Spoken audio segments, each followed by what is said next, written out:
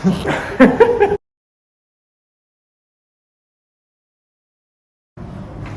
så bro, skal vi skal lavprodukter, der bruger en kosinus relation.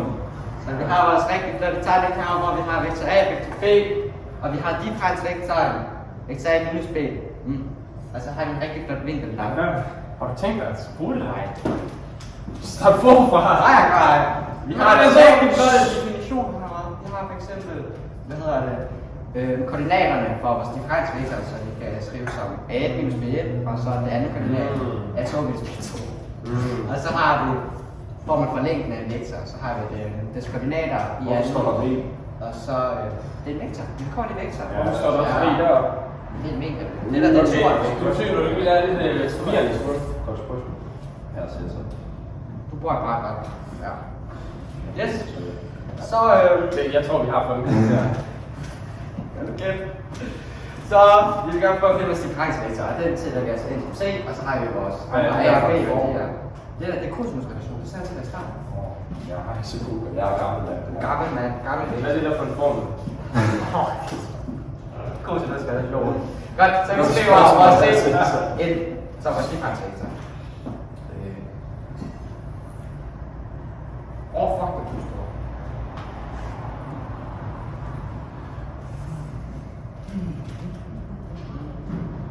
Så har vi Når du laver de der streger rundt om, hvad skal det så betyde? Ja, det betyder simpelthen, at det er længden af vektorerne.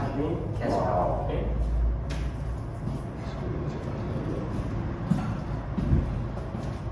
Vi indsætter vi så A og B-vektor, og så har vi minus 2 gange længden til A gange længden til B, og så gange cosinus til vores rigtig flotte vinkel af kronvektor.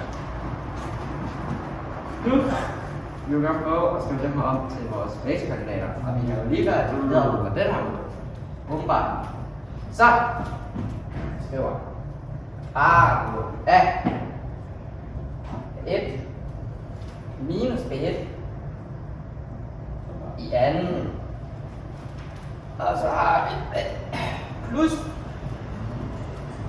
A2 minus B2 i anden. Og så skal vi lige huske at beholde vores hjerne deroppe fra.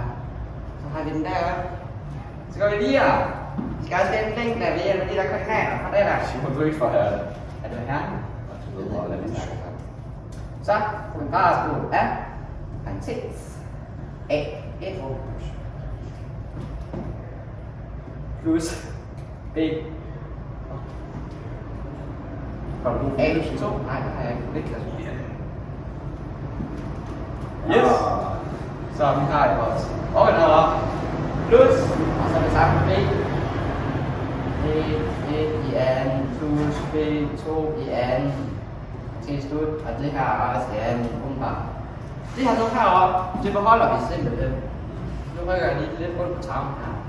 Hvis det er okay med jer. Det er fint. Yes, ja, okay. Så er det godt. Så er det godt. Det står sådan lidt her. Bum.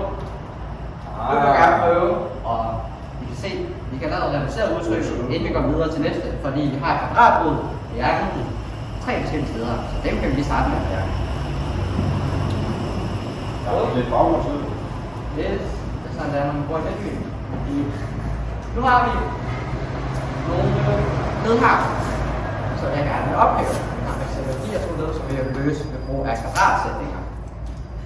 Dem vil jeg prøve at skrive op nu.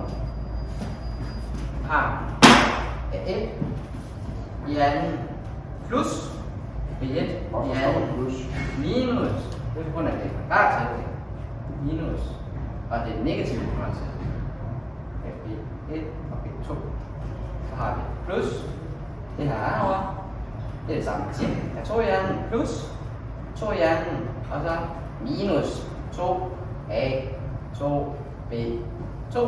Herovre, vi har jo lige fjernet vores i anden og kvadratbrud, så nu står der bare A1 i anden plus A2 i anden plus B1 i anden plus B2 i anden minus det der nede stadigvæk heroppe. Det er det her. Okay. Jeg kan ikke se det helt andet. Ja, jeg kan godt se det nu. Trykker vi i skærmen. Nu prøver vi at se, at der faktisk er et par led, der går igen. Dem kan vi derfor slette på hver side af lighedstegn. Vi har for eksempel A1 i anden, som vi har. Vi har B1 i anden her, som vi også finder der. A2 i anden og B2 i anden. Så dem stiller jeg.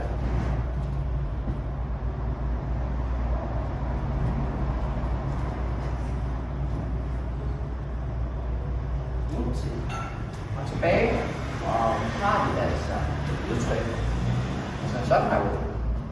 Og her kan vi se, at minus 2, det går igen i hver andet led, så derfor kan vi dividere med 2. Ja, dem kan vi der. Hvad dividerer du med? Dividere med minus 2. Det sagde jeg ikke, undskyld. Så har vi udtryk her. Hovsadelse. Det der, det er lige der skulle være skandalprodukt. Det kan vi sgu da skrive om. Vektor A, prikket med. Vektor B, er lige med. Det der, som er sejt at skrive op igen. Længden af vektor A gange længden af vektor B gange cosinus.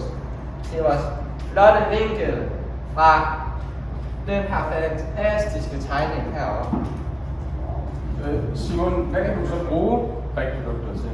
Jeg kan bruge prikprodukter til at finde for eksempel, når jeg skal lægge to vektorer sammen, fordi vektor, de er jo meget svære at regne med, det er ikke bare tal. Så når du for eksempel bruger skalarproduktet, så får du faktisk bare et tal. Og hvad beskriver det tal? Godt! Det ved jeg ikke engang. Nej, jeg ved ikke. Altså er det ikke, hvis det er 0, så er det ret vigtigt? Jo, hvis skalarproduktet, hvad hedder det? Hvad er det lige tal der? Så er de ortogonale med hinanden. Power. Ja, vi vil gerne have weekend ud af det. Der var bare sidste år.